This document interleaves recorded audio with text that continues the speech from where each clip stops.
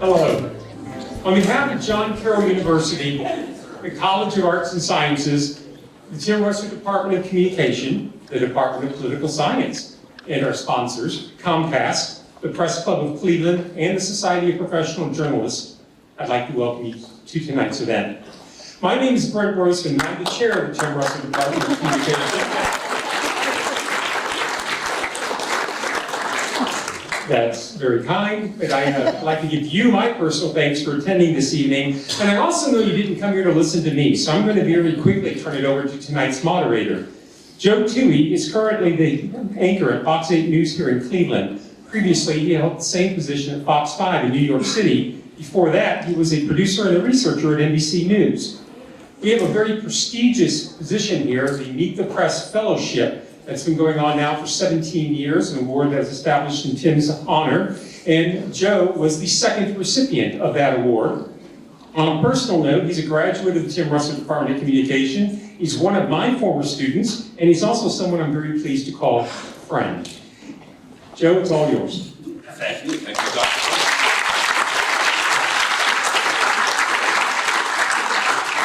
I was the second ever Tim Russert Meet the Press Fellow, as we all know. First is the worst, second is the best. So let's get to our guests. I'm joined by PeteWilliams, the longtime NBC News Justice correspondent, KellyO'Donell, the current Chief Justice and National Affairs correspondent. Thank you guys both for being here. The weather like this in Cleveland is like this all the time. We know the truth. Yes. I gotta start first, I gotta start with Kelly, because people may or may not know this. You are Cleveland's own. You are born in Euclid. You worked at my current station. So why is Cleveland the top mark on your career list? Actually, Cleveland is so much a part of who I am, and I often describe myself as a simple girl from Cleveland, which tells you a lot of things.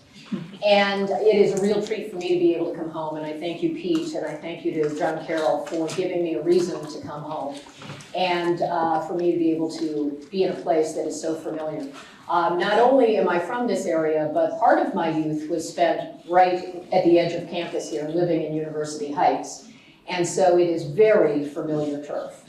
And I was able to begin my career in television in Cleveland. And one of the great things about being Cleveland's own, which was a marketing message back in the day, but was actually authentic, which made it a very good marketing message.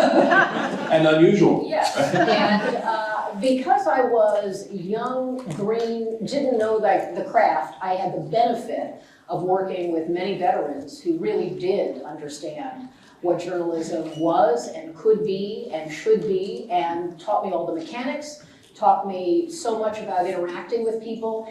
And when you're from a place, you know not only what happened when the day your job began, but you have some life experience that tells you about the community. So I had a feel for past political leadership, cultural events in a city rich in culture, understanding sports, go Guardians, and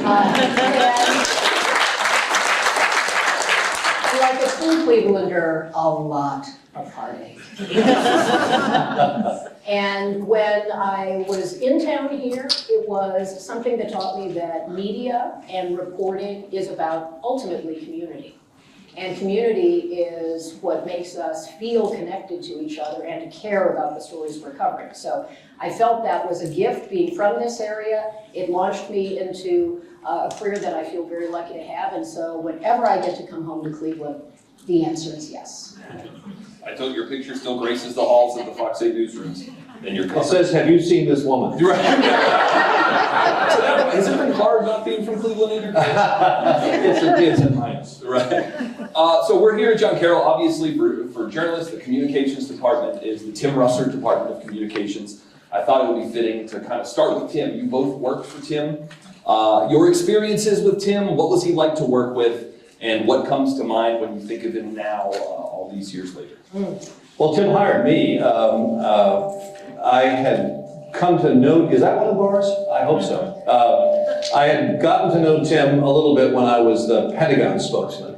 And I would get a lot of calls from bureau chiefs all the time asking me sort of logistical questions. Can we get Dan Rather on an aircraft carrier? Can we get Peter Jennings in an airplane? Tim was the bureau chief for NBC, and he's the only one who ever asked substantive, what we would call editorial questions, questions about the news. And so we sort of developed a telephone relationship. And toward the end of my time at the Pentagon, he said, I just want you to know you'll always have a job at NBC. And I've gotten to know Fred Francis and Kate Couric and the people who were covering the Pentagon. And so, you know, it was not a difficult decision to say yes to Tim Russert. You know, he was a tough taskmaster in the sense that he insisted on the very best kind of work, but he was also a great cheerleader. And of course, he was, you know, reinvented Sunday morning television with the way he handled Meet the Press. So every Meet the Press was you know, a master class on how to interview and make news. And he was also just a great friend and a great advocate. And it's a real gift to be able to talk about Tim, because as the years roll on, people may not remember as easily. Students coming up won't know what a standard he set, and so it's a pleasure to talk about Tim.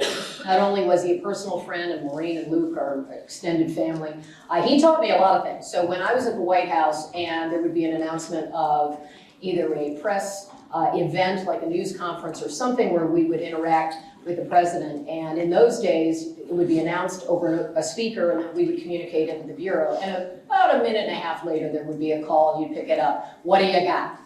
He wanted to know, what questions were you going to ask? What do you know about this event? He was always pushing and pressing us.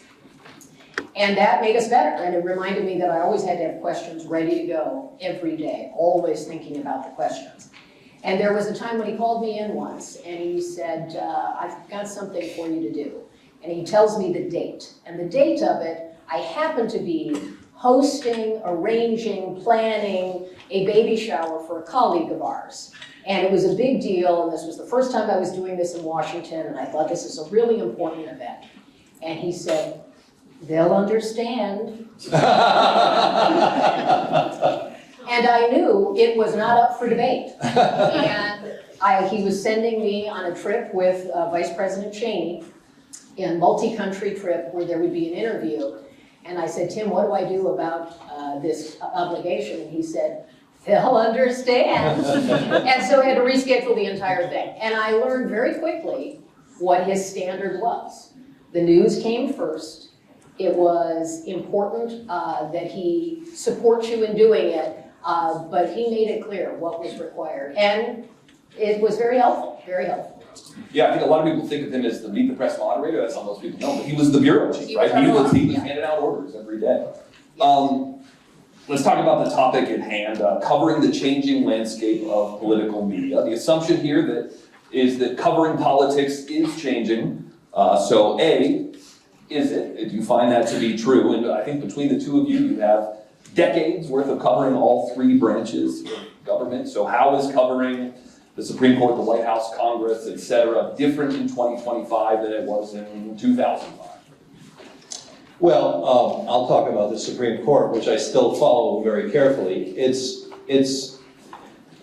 I covered it during that period of time where it was the most stable it's been since the mid-1800s, when there was no change whatsoever from the time Stephen Breyer came onto the Supreme Court until William Rehnquist died as the Chief Justice. There was no turnover in the court. 11 years of no turnover. 11 years in which Stephen Breyer was the junior justice and always had to answer the door in the conference room when there was a message. But they loved loved maybe a little overstated, but they liked each other. And I'm not making this up. Anthony Kennedy, who recently retired from the Supreme Court, has a book coming out later this month. And in it, he talks about how well the justices got along and how he thinks that is no longer the case. He's alarmed by the sort of very toxic, biting nature that he sees between the majority and the dissents in opinions now. The justices are sniping at each other in their public appearances. I don't mean together, but they each go and say something awful about the others. It all, I think, kind of started with the leak of the Dobbs opinion in the Supreme Court case that overturned Roe v. Wade, I think that created a great deal of suspicion in a place that really operates on trust. And it's gotten worse as the Supreme Court has its conservative supermajority now, 6-3. So it's very different in that sense. I was going to ask you about this later, but you kind of brought it up. Specifically Justice Ketanji Brown Jackson writing dissents that have Amy Coney Barrett writing in her opinions to kind of snipe back and forth at each other. It's famously Antonin Scalia, Ruth Bader Ginsburg were friends. It seems like that is not the court that we have today. No, but do remember that Antonin Scalia sort of set the standard for really biting criticism when the Supreme Court approved gay marriage. He said, if I had written that decision, I'd put a bag over my head, which is not exactly, polite dissent. And in fact, Scalia and Kennedy did not speak for nearly a year after that. And they made up just before Scalia went on that hunting trip and died. I'm not saying that they all loved each other all the time, but it's reached a different level now. And it's deep and it's repeated and it's over things not just on the substance of the decision, but also on the way decisions are being made on this emergency or so-called shadow docket, where just the other day, the Supreme Court seemed to, in a shadow docket decision, overturn a precedent about how the president can fire people who run independent agencies like the Federal Trade Commission or the National Labor Relations Board. And so that sort of thing animates this difference of opinion as well. And it's just not going to get any better in the short term. The through line on that is that the collegiality, the civility, the broad respect for public service in whatever branch, that used to be a thing, where there was a baseline where people with very different views could come together. I think of it in the Tip O'Neill, a long-term Democrat, Ronald Reagan, a Western California-infused Republican, and they were friends, and they could work together. And over the course of the time I've been covering politics, I've been in Washington 20 years, there is a very tangible, visceral decline in collegiality. And some of that bleeds into the policy and the politics. Some of it is intensified by the rise of single issue outside groups that are very well funded and that do not seek common ground or compromise, but want to only further their own issue, whatever it might be in the political spectrum. And then, of course, as media has expanded and fractured, and there are places where one point of view has a dominant megaphone that amplifies the sort of demonization or dislike for others. And it does have a very tangible impact on the policy and the governance that we get as a result. And you said something that makes me think of one other point. In the legal circles, there was something called the presumption of regularity. And what that meant is that when the government filed a brief in a court case, the judge could pretty much depend upon the factual recitation at the beginning of the legal brief before they got into the argument about why we're right and the other side's wrong. That's no longer the case. The judges now of every political stripe, no matter who appointed them, I'm talking about judges appointed by Donald Trump as well, no longer have confidence in what the federal government is saying. There's no presumption of regularity anymore. And that just shows you how this has sort of infected every level of the government. Similar to the Supreme Court, Kelly, you spent time on Capitol Hill as well. You would hear those similar kind of stories, like, we fight like hell all day, but we go to drinks at night, or we're friends. There was a time when it became fashionable to not live in Washington. If you were elected to Congress, but by the demands of maintaining contact in your district or your home states, much more true of House members than Senate members, 6-year term versus 2-year term. If it became very much in vogue, kind of in the Tea Party era, the 2010s, to sleep in your office or have, kind of a flop house with multiple members of Congress, but go home all the time. So what does that mean? That means you didn't bring your family to Washington. What's the best way for people of different views to maybe have some time together? Their kids are in school together, they're on the same team, they live on the same block, they get to know each other in worship or in neighborhood things. That is gone.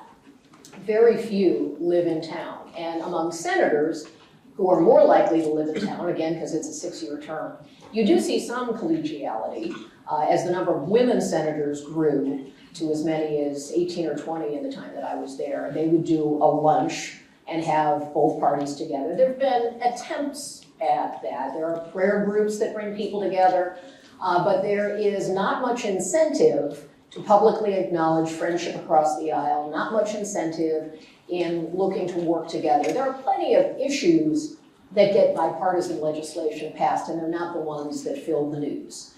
And so all the incentive structure now is to be one team or the other, almost tribal, not just team, but tribal, and that has really affected it. And most people who we encounter, who are voters or viewers or what have you, would like people to work together and get along, but the incentives work against that.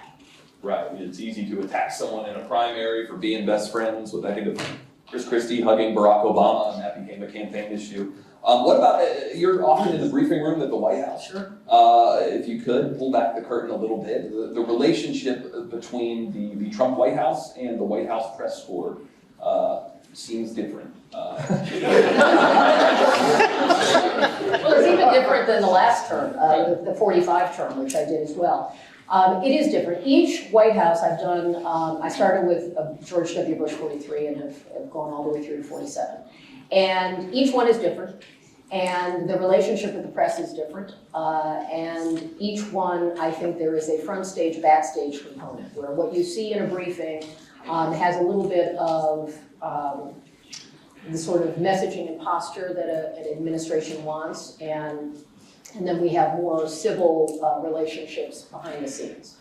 I think that's true in this case. One of the biggest differences is that there was, for many, many, many years, an organization that's very dear to me because I was a part of it for a few years, the White House Correspondents Association, which is an elected group of, so we have a large membership, we elect a board, that board is then sort of the student council of the White House Press Corps. And you need that because it's a multi-employer universe, and you have to have a way to sort of be a representative dealing with the White House directly. So at the time when I was the president of that organization, I would talk to the White House 5 times a day, not as a reporter, but as the person helping to negotiate access and opportunities for coverage and planning all of the trips, domestic and foreign, from the press perspective. And this White House has decided it does not want to honor those relationships and has changed the members of the pool and is selecting journalists that they prefer to come into events. And there are some of the original structure of the pool, so 5 networks that rotate on a daily basis, that has remained. But almost every other part of the pool has changed. That changes the nature of the questions that are asked. That changes the nature of access for organizations. And when reporters ran it, we were running it, again, as an elected board, where we would try to have a broad swath of members. And so they did not want to do that. And there are court cases that stem from that and lots of issues. So you can be an accessible president, but are you accessible to reporters who will ask you questions that are in the public interest, or are they in the interest of political aims? Very famously, the Associated Press was banned. Yes, for not still going is. away, still is. Pete, you also spent time at the DOD. I was going to get to this later, but there's, I don't know if you've been seeing a lot happening at the Department of Defense lately. There's this big meeting tomorrow. All the generals have been called back. I guess DOW, Department of War, as they like to call it now. Congress gets to decide what the name of the department is. And now there's this, whatever you want to call it, a loyalty oath, or this pledge that they want journalists to sign to not report certain information. Just what's your take on all of this? It seems very different than when you were in the Pentagon press shop. You're the king of understatement tonight. So yes, first of all, the current secretary of whatever it is likes to talk about the warrior ethos. This is just a complete failure here, isn't it? There, that's much better. They just turned it off. Okay, or not. The Pete Hegseth likes to talk about this warrior ethos. He likes to be photographed out jogging with the troops and talking about the warrior mentality. You know what? The chief mission of the Department of Defense is not making war, it's keeping the peace. War is what happens when you failed at keeping the peace. So calling it the Department of Defense is not some sort of chicken thing. It's actually a very muscular thing, and it reflects why the Defense Department was created in 1947 after World War II, combining all the services, creating the Joint Chiefs of Staff, creating the idea of the Secretary of Defense and all that.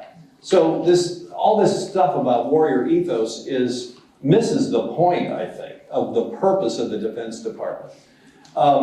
The attacks on the Pentagon press corps, and I feel strongly about this as the former Pentagon spokesman, started the day he came into the office. First, they ordered out of the regular workspaces, NBC, the Washington Post, NPR, the New York Times, and brought in a more friendly news organization that had a more conservative bent, saying that they wanted to give these other organizations the experience of reporting inside the Pentagon.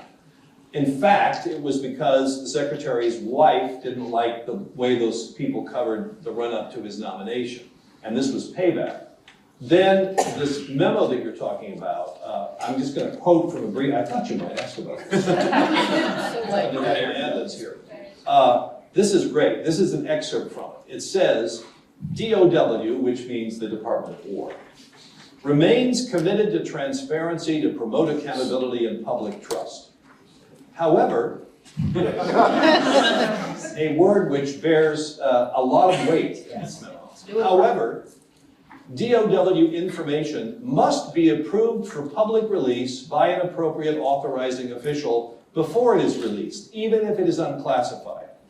Now, whoever wrote this memo doesn't understand, we don't release information, we report information. It's the government that releases information, so this is a little nonsensical. But what it basically says is, you have to sign an agreement that you won't report anything that we didn't tell you.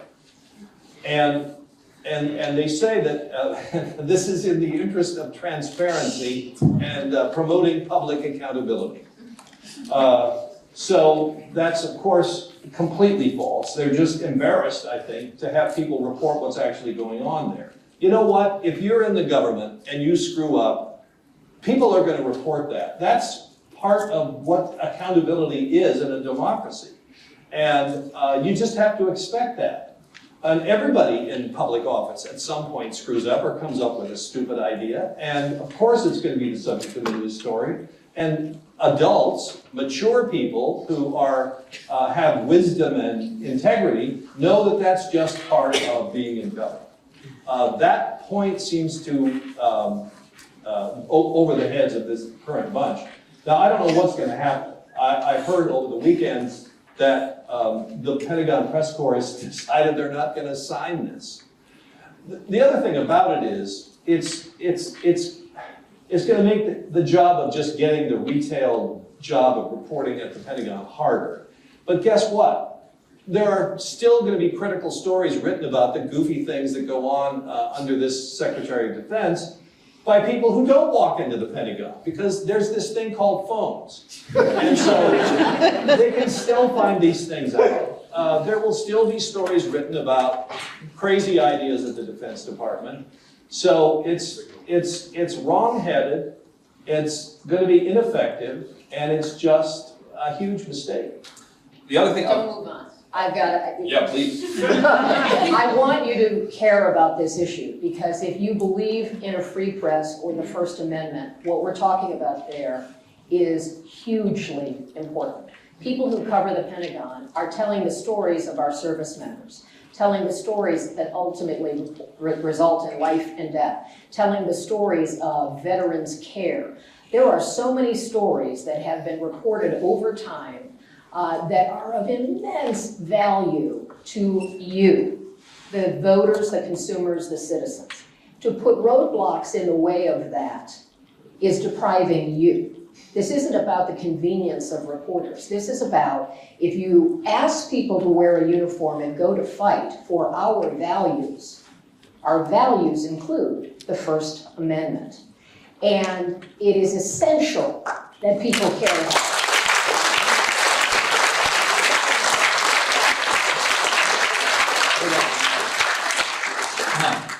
And just to say one other thing about this. The Secretary spokesman said the other day, the press doesn't control the Pentagon, the people do.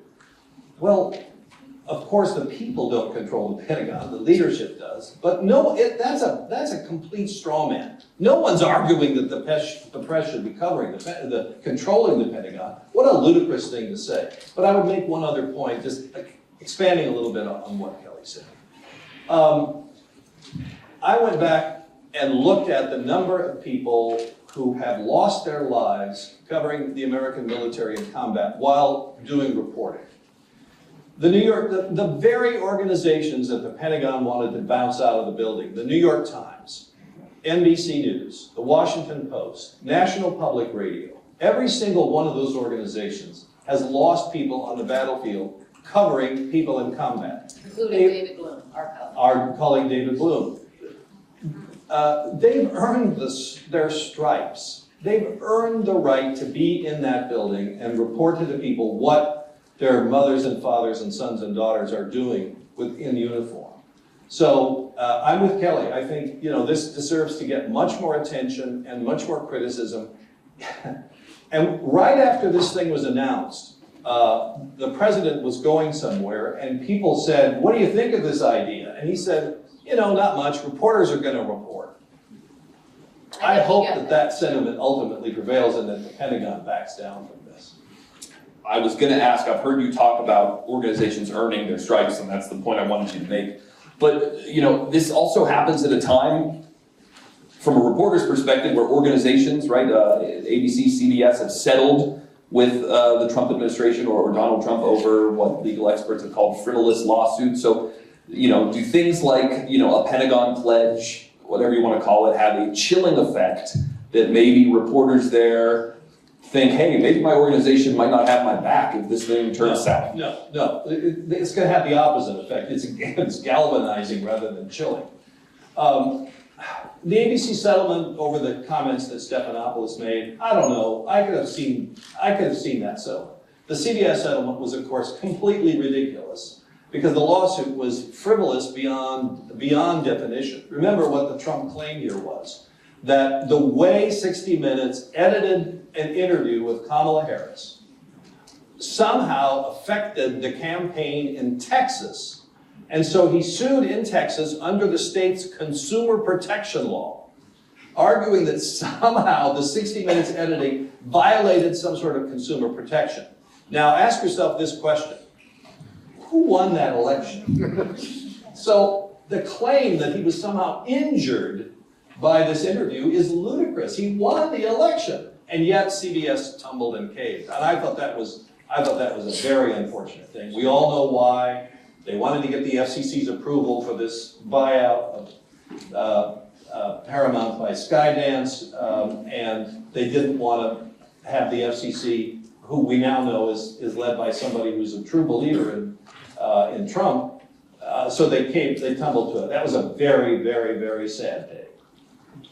Do you think, what do you think about this chilling effect? Or do reporters feel that in the room, in the White House, and other places in Washington?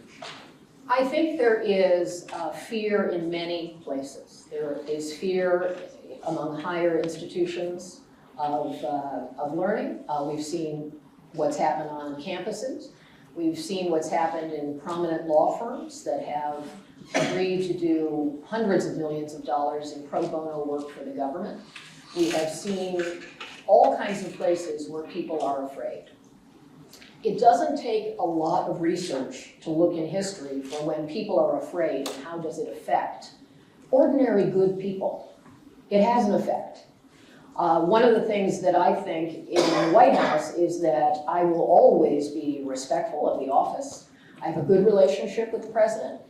He has jumped on me, and he's also been very kind to me. Both things are true. And I will throw whatever hardball I can. And that's why I am there. Is there a concern about the stories people cover, and are they worried about backlash? I imagine so. And I remind myself every time I walk into the gate, and now I'm beginning a new beat that Pete once had and did it masterfully at the Justice Department. There's a lot happening at the Justice Department lately. And Everything but justice. yes, and there's and so it's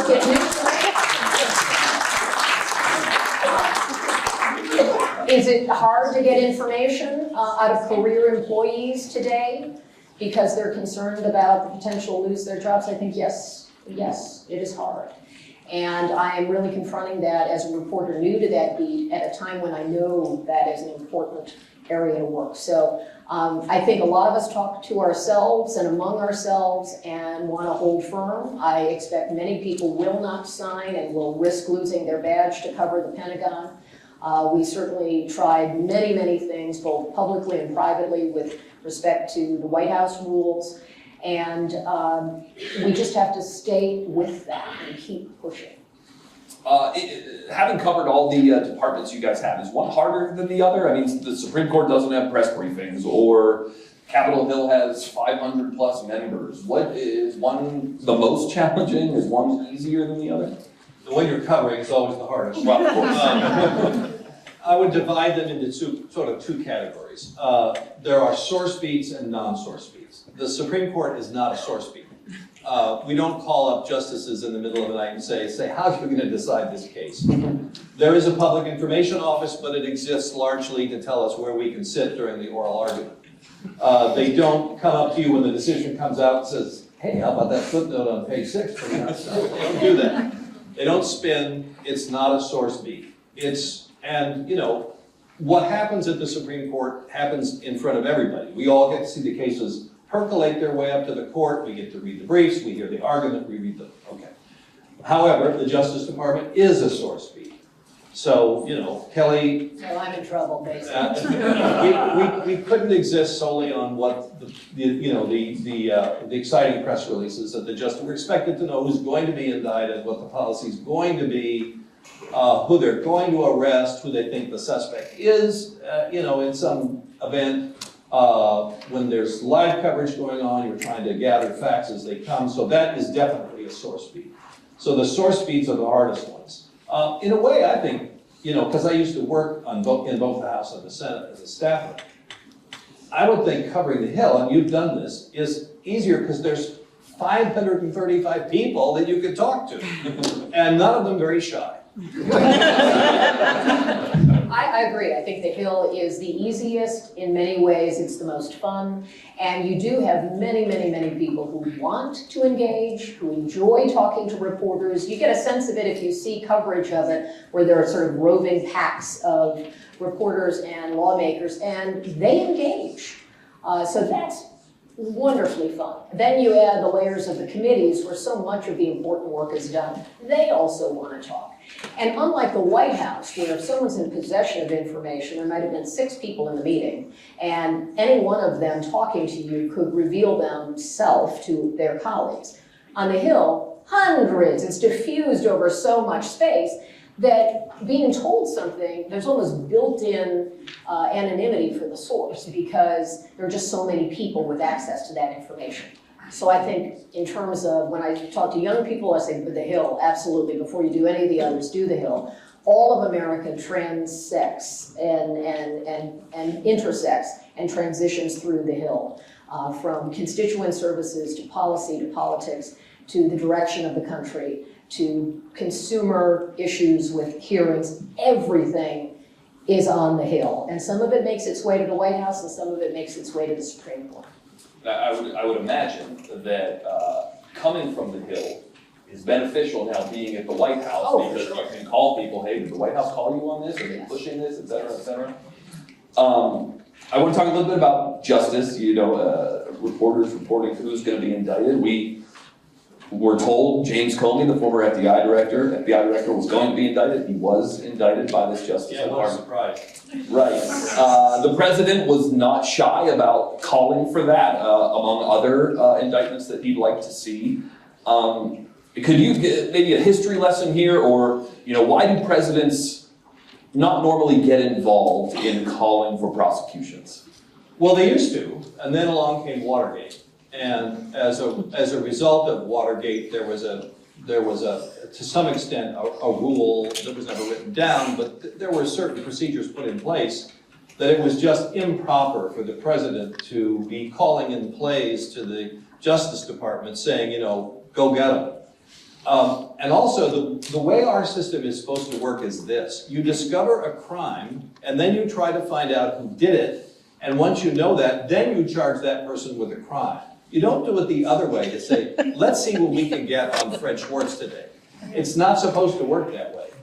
And I actually think that if the judge doesn't immediately throw out the James Comey indictment, it's weak for a number of reasons. Factually, it's weak because it claims that he gave a misleading answer to one senator who was asking him about an earlier answer to another senator that was on a different subject. So it's a little bit makes your head spin of the legal theory behind this idea that that's perjury, which is an intentional misstatement about a material fact. How can it be material to hearing A when it was about a subject that was being explored in a different subject in hearing B? So, that's a little sort of tautological impossibility. But I think actually all the statements the president has made over months and months and months about, I want to get Jim Comey, I want Pam Bondi, who's the Attorney General, to go get Jim Comey. I actually think that's if the judge doesn't immediately throw the thing out, will work to Comey's benefit, because he can basically say, look, this is in essence a malicious prosecution. This violates all the norms. I think that works in Comey's benefit. I'd be shocked if it ever goes to trial, and stunned, and I would pass out if he ever got convicted. That's not going to happen. Unfortunately, he's going to have to spend a lot of money and resources and agony defending himself, and that's not the way it should work. It's really quite outrageous to see the Justice Department abused in this way, and the fact that there aren't people on the judiciary committees in both the House and Senate raising hell about this is, just another sign that Congress is out to lunch. And Kelly, you come into now covering the Justice Department, who seems to have made clear that maybe Jim Comey is the first domino in a litany of officials from the other side that they would like prosecuted. I'm going to take my phone a friend here and say that since I'm actively covering that, I'm going to pass on that. That's fair. I will say one other thing. Yeah. Slightly in defense of the Trump administration. I can understand why Trump feels this way, because I think he feels, wait a minute, you said we shouldn't just, pick somebody and then go after them. You could make the argument that that's exactly what Letitia James did in the prosecution of Trump in New York, because she made a lot of statements beforehand about, boy, if he gets elected, we're going to nail him. That's just completely improper. She should not have done that. If she was determined that her office was going to prosecute Trump, she should have taken herself off the case. She didn't do that. I thought that was improper. So I can understand why, at some level, Trump feels justified in doing this. But again, two wrongs don't make a right, and you would think the President of the United States would have better judgment.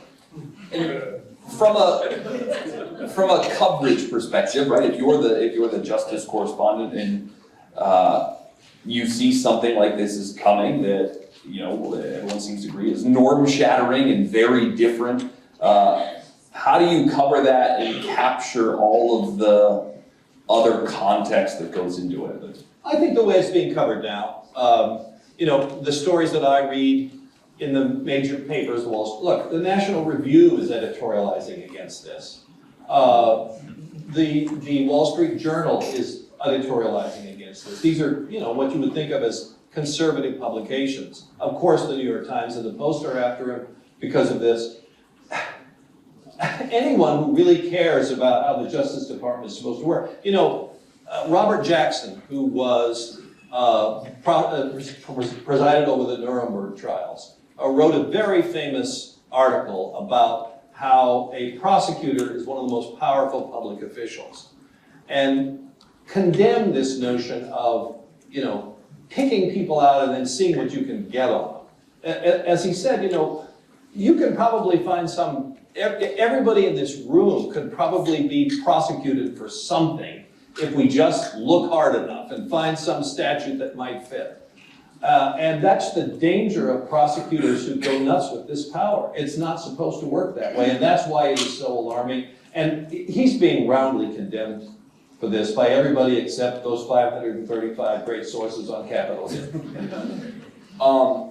Kelly, I imagine one of the challenges, and it seems like probably with each administration it gets a little different, is that you're not just getting news now from a press release from the White House or from the briefing room. The vice president is hosting a podcast, right? Or, the gaggle next to a plane. Is the places you have to monitor now for news seems greatly expanded. Much broader, for sure. And in the Trump White House, the things the president says are at the top of that pyramid. And we focus a lot of our attention on trying to elicit good information in terms of asking probing questions, getting him to comment on things he hasn't talked about before, trying to really pin him down on a variety of things. He is very accessible, and that is useful for reporters. What you don't see much in the Trump White House compared to other White Houses that I've covered would be big policy papers and a lot of background work.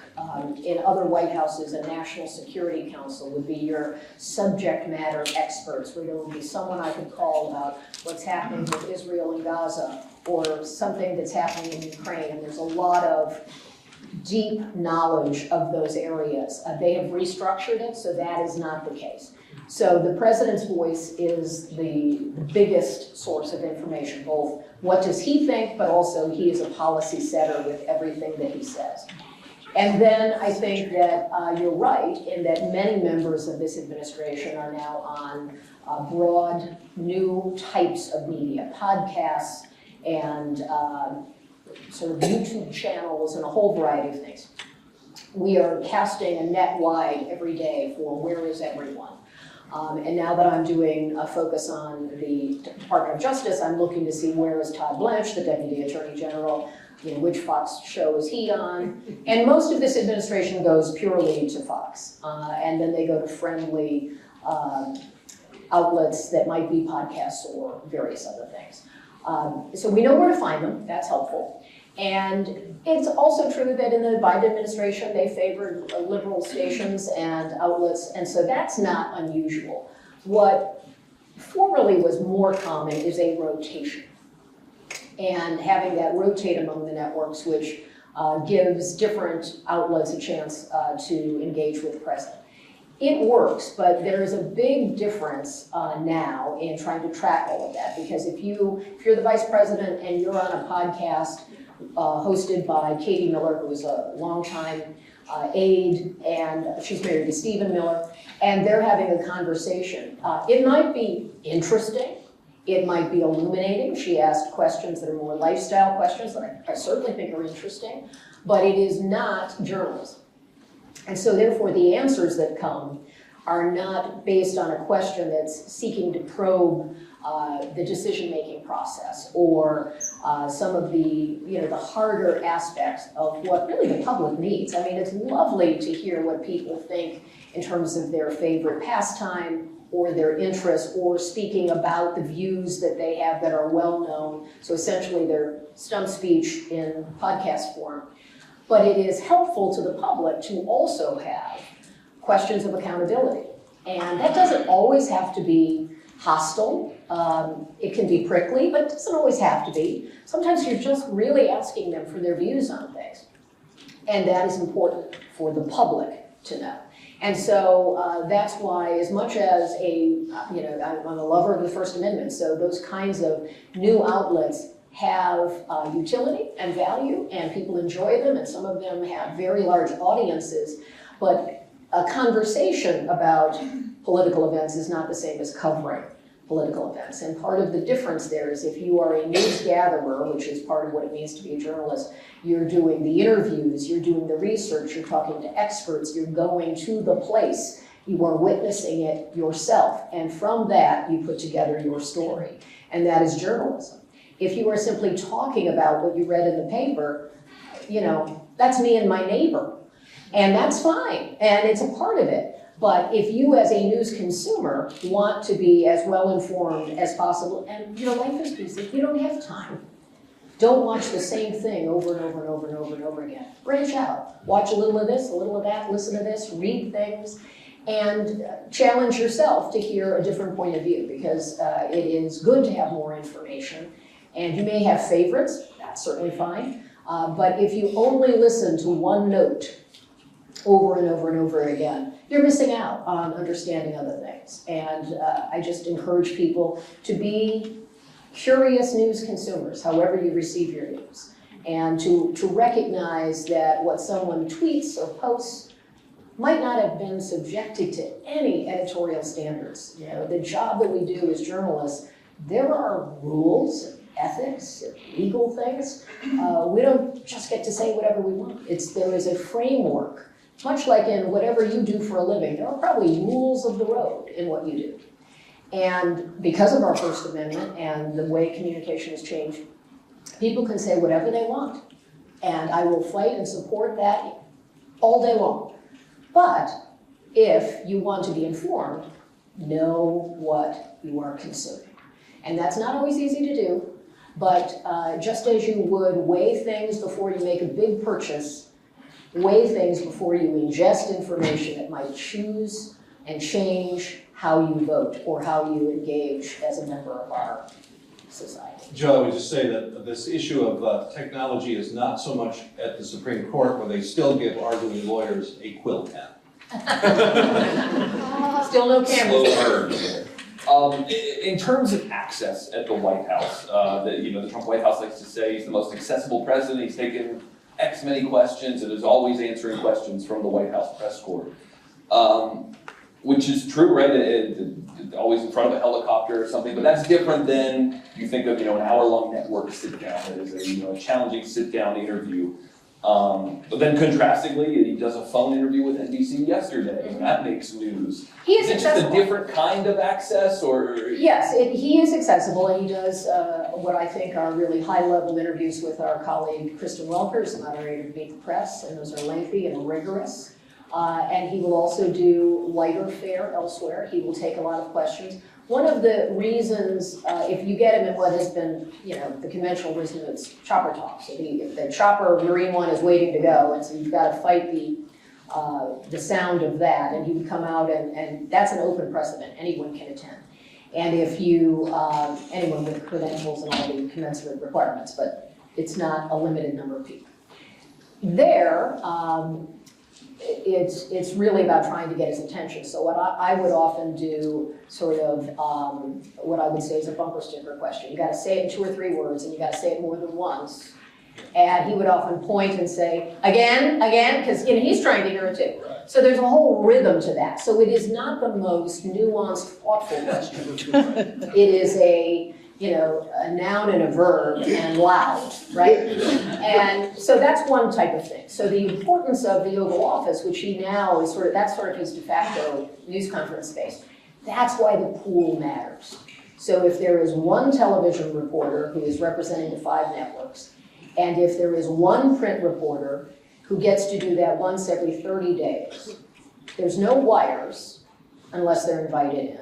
There's secondary and invited guests. So if you were to listen to the entire beginning to end, you might have a day where they have the Bloomberg person there who's going to ask about tariffs, going to ask about China, going to ask about taxation, going to ask about things they are expert in. When the way the pool used to be composed, you had that variety. You had the AP that would ask the question of the day, the most newsworthy questions of the day. Reuters would often ask about foreign affairs. Certainly Bloomberg would ask about financial affairs. Very important, that's very important to the president. And then you'd have the television correspondent who would be looking for also the news of day that's going to be seen in the most places. That's always my job if I'm in there. And the print reporter is often not the one questioning because they are literally keeping track of everything to disperse to the entire subscription of that. So if you don't have a variety of questioners, you get very different questions. And that's, so he is accessible, but if you funnel the types of outlets, you get different questions. You think of the friendly outlets that ask the Ukrainian president why he's not wearing a suit. You get things like that that are maybe not on the subject at hand. Just a couple more, and I think we're going to take questions from the audience as well.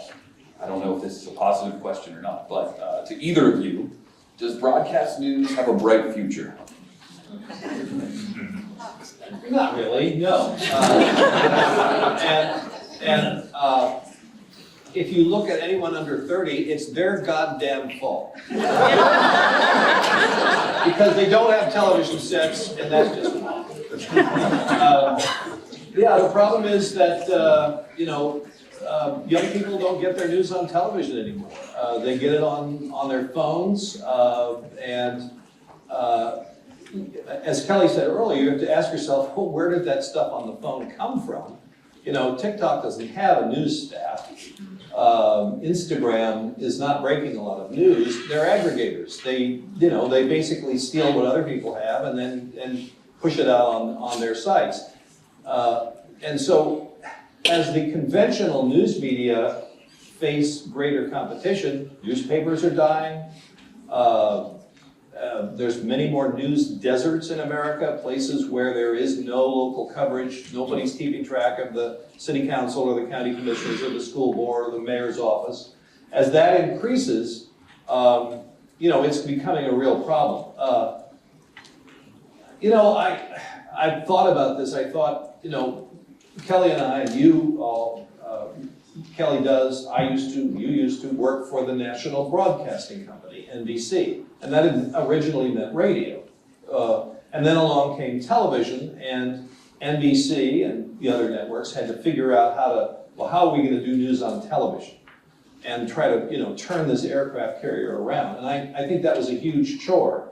Now, the large NBC, CBS, ABC, the CNN to some extent, now it's all sort of, okay, well, we've got to go where the audience is. The eyeballs now are not primarily on television. The audience is getting smaller, it's getting older, and not that there's anything wrong with that.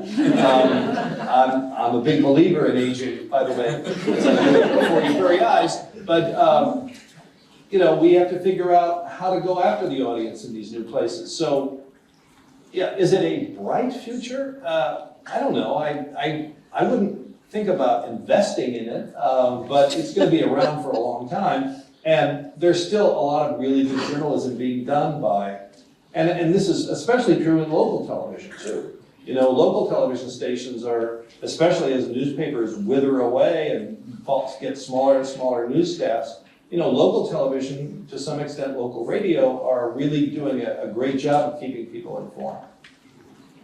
I've been with NBC almost 32 years, and when I started, they said, well, the evening newscast is going to go away. And it's still there.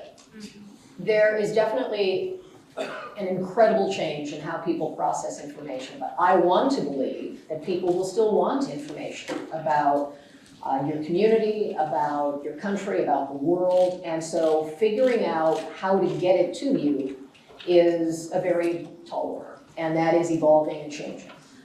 If you believe in a free press, if you believe in quality editorial process, please spend some money on a subscription. Buy your local paper. Donate to public radio. That's how it's done. News gathering is ghastly expensive. For a network to cover the White House is millions of dollars a year. So someone with a TikTok channel just simply cannot be a part of that. You might be able to talk about it, but you can't go to every trip, you can't be everywhere the president goes. I mean, the networks, the top papers and the wires go wherever the president is, anywhere on the planet, 24/7. Everywhere. I've spent more time in the president's weekend home than I've spent with my own family. And my brother and sister-in-law are here, so give them a round. I have spent the last probably 10 Thanksgivings, not with my brother, but with whoever the president was, because we had to be there. That's very, very expensive. And so it's hard for small organizations. When I started at the White House, we had lots of local papers that were part of the press corps. That is greatly diminished. I talked to a gentleman today about Sun newspapers. Boy, my growing up years, we woke up to the Plain Dealer. The Cleveland Press was in the afternoon, and then you looked forward to the regional paper of the Sun newspapers. And my first job in journalism was helping my brother when he had a Cleveland Press route, and I would go with him when he had to collect the money, because I think I was sort of the closer. And people were willing to pay for news. And it was an essential. And it wasn't because you were paying to get something that would upset you. You were getting to see, what did the high school sports do this week? Where's the forecast? Tell me, what are the community events that I might want to attend? Part of why local news is such a vital part. People don't feel about local news like they do the national media. Why? Because they are your neighbors. They are covering things and living in the same community where you are. It's not some stranger far away. And I can tell you that in my years working at the network, I still feel like the local reporter, part of a community. I still feel it's public service. I am not in it to see an outcome politically or otherwise. I'm not in it to achieve a policy aim. I'm in it to tell the story. And so most of the people I work with, that's how I think they approach it. That they're there to try to get the right answers and the best information and push the story forward for the benefit of the public. Because you're ultimately our customers, and I just always see it as a service that can make our lives better and can inform us about what we want to do. Do we want to go to the game this weekend because it's going to be, it's a hot contest and the weather's going to be good? Do we want to see what and also the other, reading the obituaries. How did I know all my friends' grandparents or parents passed away? I was reading that. All of that is different now, right? So we've just got to find out the ways to reach people. And if it's a vertical video on your phone, fine. If it's something else that you enjoy, if it is choosing your news at the time you want to watch it, let's get you that.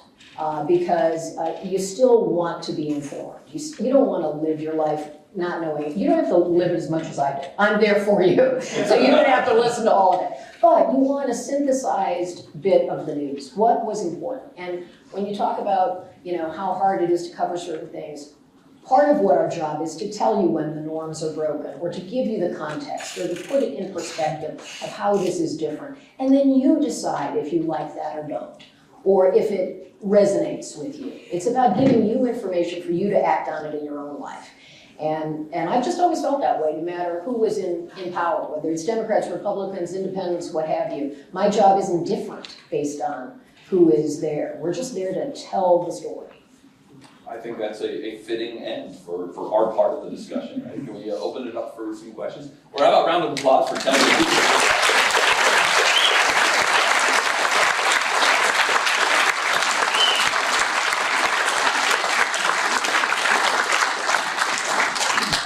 I think there are people. We have two, yes. I have a microphone, so if anyone can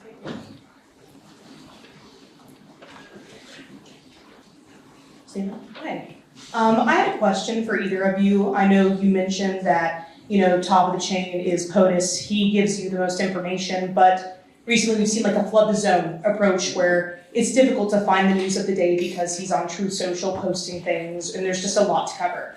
How would you cipher through, and what's your strategy for finding what is the news of the day? What makes that cut as to what you actually report and what is just kind of static? It's an interesting question. A news judgment is something you hone over time.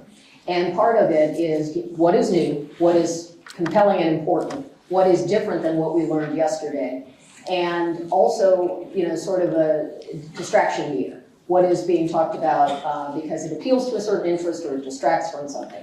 We have to weigh all of that, and in television, we also sometimes have a visual component if there is something particularly visual or interesting. Viral is the term, then that could be a piece of it. But for coverage of, certainly as I'm stepping into this justice space, not a lot of light fare there. It's all pretty serious stuff. And so trying to just get a sense of what are the developments and how do we make it understandable. For our stories, you're going to see it in 2 minutes and then it goes off to Venus. And you might be able to watch it later again on a social media platform or something. If you're reading a newspaper, you can go back if you got distracted and read it again. We've got to get it to you in that one shot. And so clarity is important and trying to sift through. And it really is case by case, post by post. Reading all of that and then trying to, with a team, decide what is most worthy of being in the program. And sometimes it will connect other things that are happening. And sometimes you just make choices. Like we think this is an important story, so we're going to tell it. Wait a minute, you're getting 2 minutes on nightly news? I am. Got that. Not always. Yeah. Not always. With all the career employees getting the boot and many others retiring and leaving, and it's probably going to continue on for the next 3 years, how many years, decades, generations will it take to get back to where we are now? Or will we ever? I think in some cases we won't. We're never going to see the Agency for International Development again. That's gone. You think about how long it took the Justice Department or the FBI, the organizations that I'm familiar with covering, to build up the level of expertise in the worlds of counterterrorism, cybercrime, anything that is highly specialized and very technical. It's taken the FBI decades to build up that experience, and the current leadership has been canning the people who are, experts in this area. If they had anything to do at all with ever investigating the January 6th riots, the Russia investigation, anything to do with the president, they're out. That's, this is going to be very hard to rebuild because at some point you will have to do it, but it'll take a long time. So I think in some cases, and we're talking all the way from the people in the National Park Service who know how to run the sewers at Yellowstone, all the way to the people of the National Weather Service, NOAA, the Centers for Disease Control, all those people that have served us well over the years. It's going to be really hard to reconstitute that. It'll take a long time, and in some cases it won't be done at all, and that's just very sad.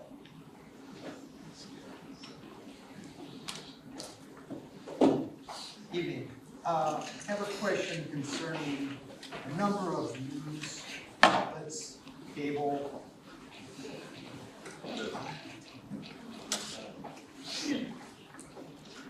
Easy for you to say. I'll just shout.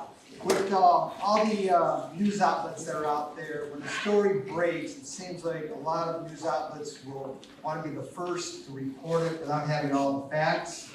What's NBC's philosophy about that? I'm glad you asked because people often don't ask these questions. We have a pretty rigorous standards process. And so when we get information, we have a team of people we will share that information with internally to determine, does it meet our standard of multiple sources or the types of information. I have been beat plenty of times because we were hung up in standards when somebody else just went with it. And that's okay. I mean, being first is important, but being correct is far more enduring. So if you are in rolling coverage, especially with things like a criminal event, we just had an assassination of Charlie Kirk, or there was a ramming of a church and a fire and a shooting. Those kind of circumstances where in the NBC newsroom we would often say, in Pete we trust. which is true, it was a mantra, because his sourcing was so impeccable in the area of law enforcement, justice, and so forth, where he was getting really good information when other outlets might have been behind or had incorrect information. There is a fog of a story. Sometimes information evolves, it changes. People who are in good faith telling you things might be wrong. And so I believe you have to meet a certain standard, and we have a rigorous one. And then you have to correct it and fix it if you make a mistake. And I think you have to sometimes include the viewer to know, and I think most of you do, if you're watching an unfolding event, we won't have all the answers, so we're going to do the best we can. And just as you'll see, especially law enforcement, all of them are now subjected to this requirement of a news conference that is not just in their community, but it's blasted worldwide. A lot of pressure on them. And many of them don't have all of the facts yet. They've just experienced a traumatic event of whatever type in their community, and they're concerned about giving good information, and sometimes it changes. So breaking news is overused. There are plenty of hackneyed things in the media landscape that are less than perfect. But is there an effort to try to get it right and try to get information? I certainly think so. And we don't get to just put up anything we see or read or are told. And I think often people don't realize we have those kinds of requirements. I want to get you on this because I don't want to get it wrong, but I believe it was the Obamacare Supreme Court ruling. Oh, yes. The Associated Press got it wrong. They were maybe first. PeteWilliams got it right. And so that was an example of this where you took the time to read it, understand it, and because that's not you probably remember better. It's a confusing legal thing that it was ruled upon. Bush v. Gore, too? I have a vague recollection of it. Right. I think the answer is even a blind squirrel will find it. Well, I'm going to give you a somewhat behind the scene answer to this question because I think it's kind of interesting about how things work. So if you are in the Supreme Court as a decision is announced, and this was a decision read by the Chief Justice, John Roberts, who wrote the majority opinion, you're captive. Reporters that are in the chamber, they can't text, they can't have phones, they can't have any electronic devices. There is something called the Lawyers' Lounge, which is on an upper floor of the Supreme Court, where lawyers who are members of the Supreme Court bar can listen to what's happening in the courtroom, can hear the Chief Justice announcing the opinion. And so there were people from the Obama White House counsel's office up there listening. Now, that's all happening in the courtroom. Down in the press room, what's happening is as soon as the chief says, our opinion in case 23-485, Obama versus Fern will be announced by me, or he'll say, I have the opinion in it. And then as soon as he says that, bam, they hand us what's called the slip opinion, which is the little booklet that has the text of the Supreme Court's opinion. So we have the luxury of having the whole thing right then. And we can flip to the end where it says affirmed or reversed. So we know who won the game. And then we can start to work backwards and figure out, okay. So it was fairly clear to me as I walked out to the live position that Obamacare had won. If you're the White House counsel's office, you're listening to the Chief Justice say, well, it's unconstitutional for this reason, and you can't do it for this reason, and you can't do it for that reason. And then at the very end, after 15 or 20 minutes of this, he finally says, but we're going to uphold it as a tax. And that's perfectly legitimate for Congress to do. So we're reporting Obamacare, was upheld by the Supreme Court. CNN is saying, no, he lost. The president is on the phone to the White House counsel's office saying, well, which is it?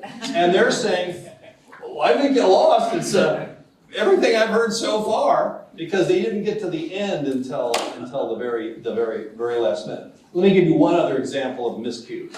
It happened during if you recall, the Boston Marathon bombing. The bomb blew up on Patriots' Day, and there was a mad rush to try to figure out who the bombers were. I think it was a Wednesday. This rumor spread through the city that there'd been an arrest. And there hadn't been.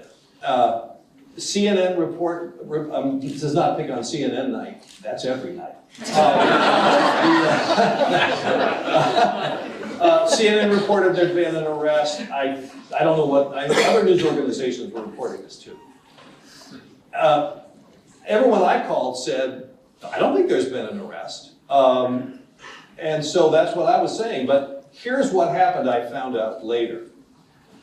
In what's called the command center, anytime there's a major crime like this, they summon all the representatives of all the big law enforcement organizations and they put them in the same room and they call that the command center. And so you've got the state police and the Boston police and the Watertown police and you've got the FBI, the ATF and the Marshal Service and everything else. Somebody somewhere realized that in a hunt for the thousands of still photographs that were taken at the finish line of the Boston Marathon, somebody got a picture of the younger Tsarnaev, Johar Tsarnaev, who had planted the backpack bomb. When that picture came in, someone, and I know this now from talking to people who were in the room at the time, someone in the room said, "We've got it." Through a game of post office, someone heard, and I think they called the mayor's office and said, "There's been an arrest," because I believe that the person who broke that story for CNN had gotten that information from the mayor's office. So that was all, a game of post office that misunderstood what had actually happened, and it took a while. And then what really convinced me that there had been no arrest is. All the camera crews were descending on the courthouse thinking, there's been an arrest, they're gonna take him to the courthouse. And I thought, that is the last place they would take a suspected bomber, is to get him right in front of the judge, where then he gets to clam up. They're gonna take him to some dingy room at a shopping center and question him for 3 days. They're not gonna take him to a courthouse. So, these things happen. But that's the judgment of Pete's great success, not only deep resource, but was patient enough and careful enough. It's something I'm going to try to model myself after. Because it's tough. When the bosses call and say, the other news organization has this, why don't we? Oh, you feel the pressure. And you really have to hang tough if you don't have it. And you can't ever fudge that. You're just in that moment. Well, you just have, it all comes down to, you have to trust your sources. Yes. And in that case, that was probably a person of good faith trying to provide the information. It just happened to be wrong. Yeah. Time for a couple more here. What are your sources telling you about the meeting tomorrow with all the military generals? Well, I no longer have sources since I'm retired. So Kelly? That's not my beat, so I don't have any great insight. It is, in fact, highly unusual to bring people from all over the world out of their theater, telling the world that this is happening. It's very unusual, very unusual. And so when the vice president says it's not unusual, no, actually it is. That's where we can be, that's part of our responsibility, is to talk about, they can make decisions, they can have a meeting like this, they can do all of that, but part of the context we can provide is it is in fact unusual, especially because the military, more than anyone, has secure communications all over the planet that are encrypted and safe and secure. So it's curious. I'm quite interested to know what happens there. I will go further because I have the flexibility of not being a reporter anymore. I will just say I think it's a ridiculous idea. It's also ridiculously expensive. You're bringing the commanders from all around the world who have to take time away. They're going to be flown to wherever the heck they're going to all meet. For what purpose? I think it's to a photo op so that the secretary of whatever he is can be surrounded by all these people in uniform and he can talk about the warrior ethos and all that stuff as if these career people who have spent their lives in uniform need to be told about the warrior ethos. They've been living it when he was a Fox News commentator. Sorry. That'll be in our second hour. Kelly, you had a very profound change at NBC, going from a longtime mainstay anchor, Leslie Holt, to younger Tom Yamas. what changes has that mentioned, the show, the style, the format, the philosophy, if any? Well, there are changes because our anchor is also our managing editor. And so the anchor of NBC Nightly News now, Tom Yalmas, a guy in his early 40s. Lester, who stepped down from that role, is about 65, did it for 10 years, and is still with the company. So it is a generational change. And then I think it brings some of Tom's view of what he likes in coverage to influence how the show is shaped. And a lot of that is in the style of how the news is presented. He is very visually driven, very much a reflection of the kind of viral moments we're all living in.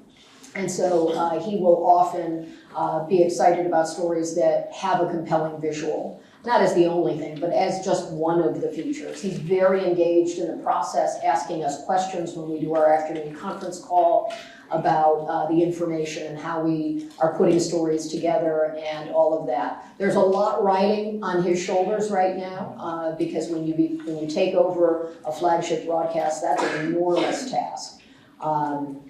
And so I feel for him that it's a lot. It's you trying to harness the audience that did exist and to try to build it and to take it into a new generation. And he came to us from ABC several years ago. And then, but early in his career, when I was covering the John Kerry campaign in 2004, he was one of our embeds, which is the young journalists who spend all their time with a campaign. And he was a part of that team. So I knew him as a very young man, and now he's back at the top of the heap. And it's a change.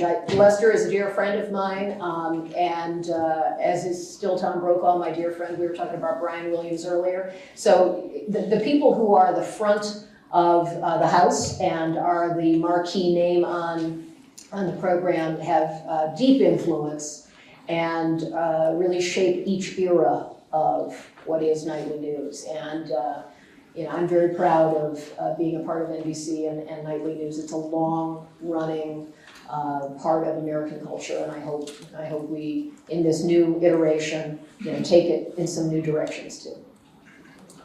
I think time for maybe one more, and then we can wrap up. I have a question. Sorry.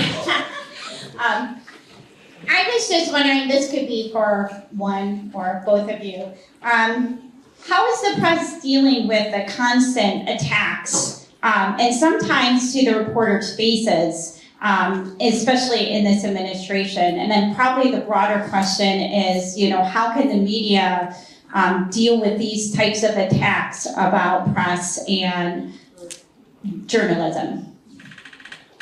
Well, I'll take that one. It is difficult, and when I got into this business a long time ago, you always know you will do some uncomfortable stories, but it is hard to be targeted. It is hard to have people say terrible things about you. So what's the coping mechanism? Well, first of all, it is not my job to debate the president. If he wants to yell at me, I will stand there and let him yell at me all he wants, and I'm not sitting down. I know when he's done. I had an issue with some summit we were at where I wouldn't let go of the microphone. And I was in kind of an arm wrestling match with one of the wranglers, lovely young woman who works for the president. And he was, and he just was dumping on me. And I get that's part of the script. And I think he also knows I'm not going anywhere. And I'm gonna stand here and I'm gonna try to ask my question. And he typically answers. So I don't take it personally. I've made a decision, I won't take it personally. And I also can't fight back because that is not my job. I am not there to bicker with the president. I am not there to debate the president, which is a lot of people want us to debate it. That is not our job. We are there to ask questions. We can point out if something is not consistent with what he said before, but it is his political rival's job to debate, not our job. So people often misunderstand that. And the other thing is you will never, I hope never, but I'm gonna say never, see me be unnecessarily unkind to people in public life, to people who work for the government. I believe in public service, and I'm just not gonna do that. And I would encourage you to think about what you say and write and post. My brother used to sometimes give me a compendium of the ugly things said about me, until I said, "Kim, I don't want to know." I don't want to know. And when I worked in local news here, we got a lot of snail mail in those days. And if the mail came and it was a pink piece of stationery and flowery writing, it might be someone grandmotherly offering to tell me to change my hair or whatever. I had a sense of what that was. If I had a long envelope with a name and lots of numbers underneath it, that was an inmate. Very captive audience, they wrote frequently. You would get perhaps a fine piece of stationery and a typed letter, and it might be a substantive comment about something that you had reported on, or information about a future story. So a lot of what you learned from your audience helped you to understand who they were and what they were intending. When it is in a social media post, I don't know if you're 80, I don't know if you're 12, I don't know if you're sleeping in your mother's basement, I don't know if you're an upstanding citizen, I don't know anything about you. And people say incredibly vile and mean things. And I think people are so angry about the media because they believe that stuff. And if there's anything I can tell you is that the people that I stand alongside day and night are by and large really trying to do a good job and trying to get the facts right and to be fair and trying to do the best that we can. And so it's a public job, so there will always be scrutiny. That's okay. The level of scrutiny and the threats that come to us and various things like that, that's not okay. And it's not acceptable. And the only way I can keep doing this is to just say, I will not let it in and I will not engage in it myself. This is John Carroll University, so I'm going to give a somewhat academic answer to the question. If you look at the text of the First Amendment, you'll see that it refers to Congress making the law to abridge the freedom of speech, comma, or of the press. It's pretty clear that the founders thought of them as two separate things: the freedom of speech or of the press. If you look at Supreme Court decisions about press freedom, they always lump the two together. The Supreme Court has never thought of the freedom of the press as somehow different or deserving of special protection beyond, or different protection, not special, but different, unique, its own kind of protection, as opposed to freedom of speech. And as we approach the 250th anniversary of this country, I think that's too bad. And this is clearly not the climate in which the Supreme Court is eager to get on team press, to think about a shield law or those sorts of things. But I hope that in future years, maybe the Supreme Court will start to think of these as two